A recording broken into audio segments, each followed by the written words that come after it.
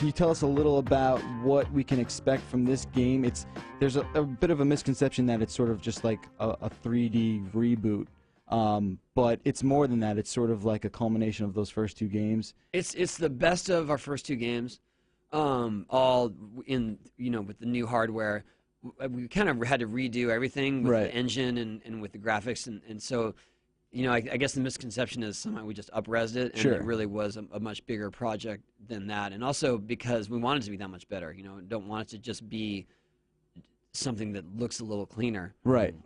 But I think the thing that people are asking about most is beyond which levels are going to be in it, is music, and so we put half of the original soundtrack in, and half new stuff. And I've actually heard people say like, "Oh, it's got to have all the new." In the interest of evolving the series, we got to put some new stuff in there. Of course. And I want this to live on. And this is it's only going to be downloadable, so it's only going to be on Xbox Live and was it PlayStation Store? Yeah, PSN. Yeah. And so PS Network. And so I want to be able to do stuff later on, new levels, levels that haven't been in any game. Right. Downloadable content, stuff like that. So so obviously the warehouse level, that's got to be Warehouse in there. is in. Yeah. I mean, without that, God, it's just. I spent so much time doing that, playing that game, because I Well, remember it was but right you around the think time about I it, stopped skating. that's Warehouse. That's the first level Yeah. on the first game. That game was only on PS1. Yeah. So we're 2 consoles from there now. For sure. Like 2 leaps in technology. Absolutely. And 2 generations. so when you put them up, it's just funny how we thought, and it was true, but for the PS1 and for our game especially, people were like, the graphics are amazing. Yeah. And when you put those side by side, which we just did at the Game Developers Conference, here's the first game. Right. Here's the new one. It's just ridiculous.